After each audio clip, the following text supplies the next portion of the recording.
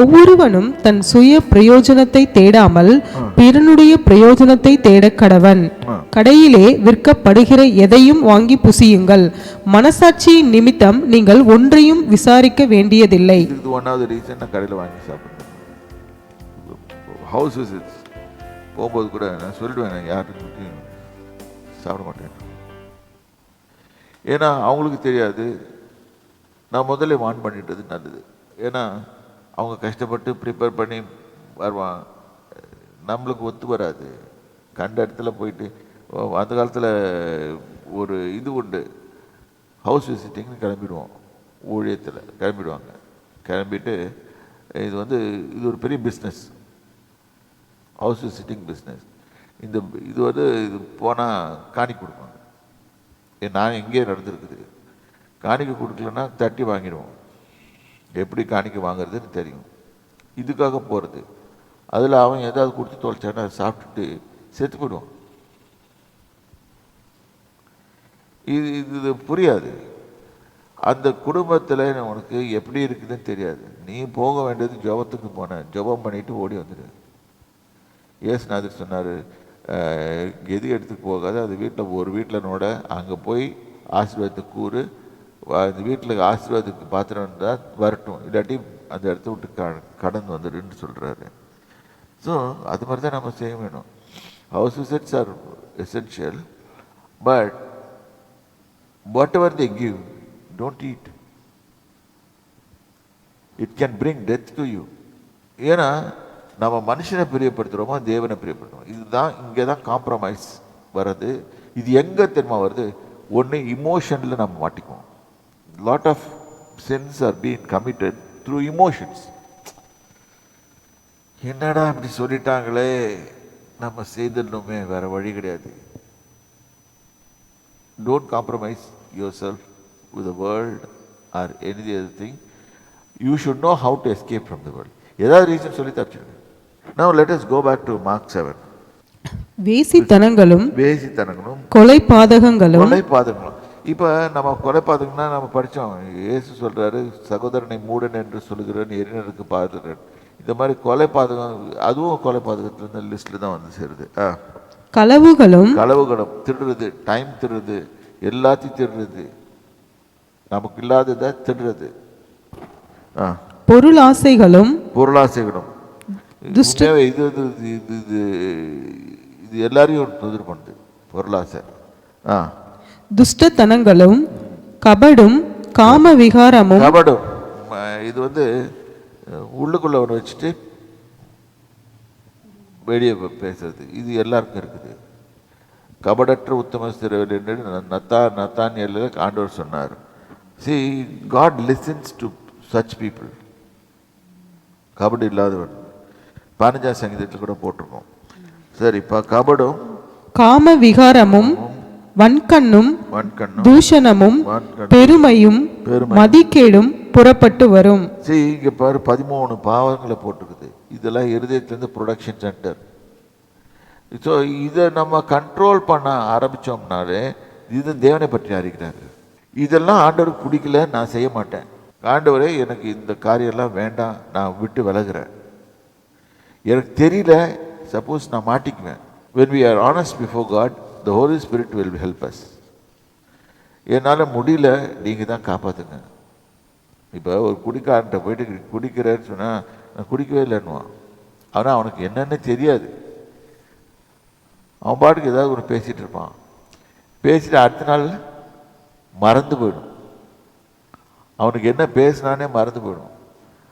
அப்புறம் அவரை பொறுத்த வரைக்கும் எனக்கு இது தான் செய்ததெல்லாம் ரைட்டு அப்படின்னு சொல்லிட்டு லெக்சர்ஸ் ஆரம்பிச்சிடுவாங்க. ரெண்டாவது, அவன் குடிக்கும்போது ஒரு அழகான கவிதைகள்லாம் உள்ள வரும் குடிச்சிட்டு பண்ணும்போது. இன்றைக்கி நம்ம யாரும் குடிக்கிறது இல்லை, பட் நம்மக்கிட்டேருந்து கவிதை வர வேணாம். என்ன சொல்கிறேன்னு உங்களுக்கு புரிஞ்சிருக்கும். ஸோ தெரிஞ்சோ தெரியாமலையோ நம்ம ஆண்டவரோடு இணைந்து இருக்கிற ஜீவிகள். அதாவது இன்னொன்று ஆராய்ச்சி பண்ணேன் நான். தேவனுக்கிட்ட இருக்கிறது. இயேசு அப்படி அது என்ன பெரிய இன்பத்தை கொடுத்துட்றாரு. உலகம் தரக்கூடாத சமாதானத்தையும் இன்பத்தையும் கொடுத்துட்றாரு அப்படின்னு சொல்லி நம்ம வாசிக்கிறோம், எல்லாருக்கும் தெரியும்.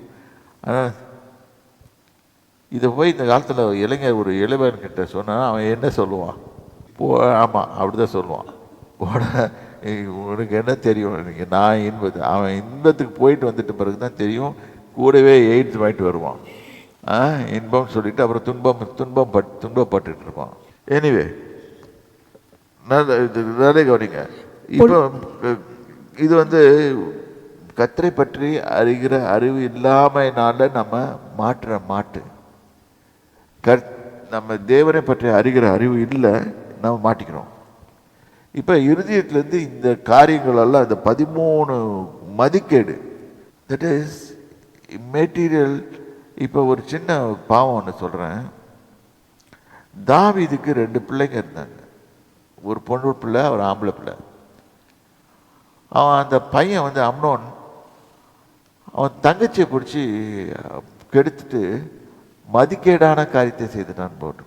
கொஞ்ச நேரம் யோசனை பண்ணுங்க, ஒருத்தன் எப்படி தங்கச்சிக்கிட்ட அப்படி யோசனை வரும். இன்னைக்கு கேட்டிங்கன்னா அதுக்கு ரொம்ப காமன் சொல்லுவாங்க. ஆனால் உடன்பிறப்பு can't imagine. But how did he do it? மதிக்கேடான செயல். Its origin of sin was Bathsheba. அவங்க அப்பாட்ட ஆரம்பிக்குது.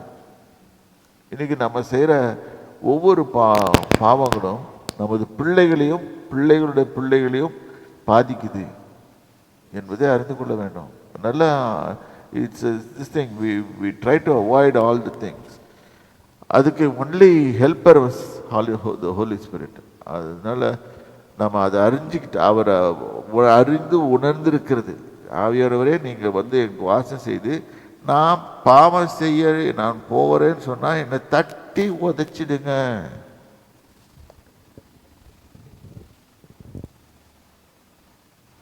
ஏதாவது மதிக்கேடான மதிக்கேடு, சம்டைம்ஸ் மதிக்கெட்டு போய் வேற ஏதாவது தப்பு கூட செய்துவோம்.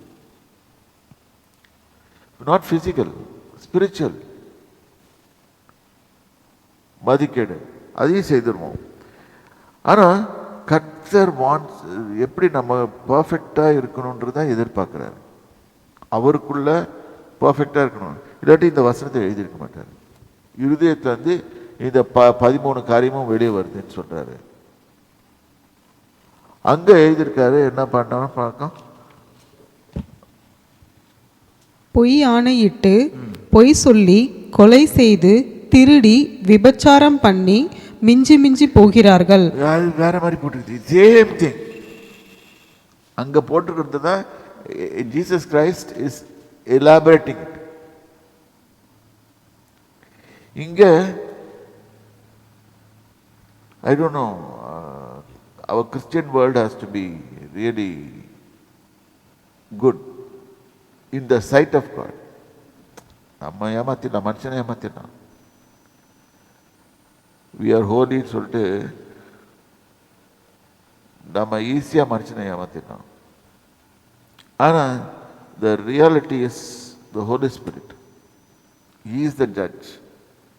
அவர் கண்டிப்பாக உணர்த்துவார், ஏய் ஃப்ராட் அடிக்காதரா, நீ இந்த இடத்துல நீ தப்பு பண்ண, ரத்தப்படைகளோடு ரத்தப்படைகள் சேனா இப்படி செய்யும்போது கர்த்தர் என்ன பண்ணுறாரு, கூட்டாக வரும்போது அதை டிஸ்ட்ராய் பண்ணிடுறாரு. This is the character of God. God will create when the things go wrong, மிஞ்சி மிஞ்சி போகும்போது he will destroy. அவர் தாங்க முடியாது.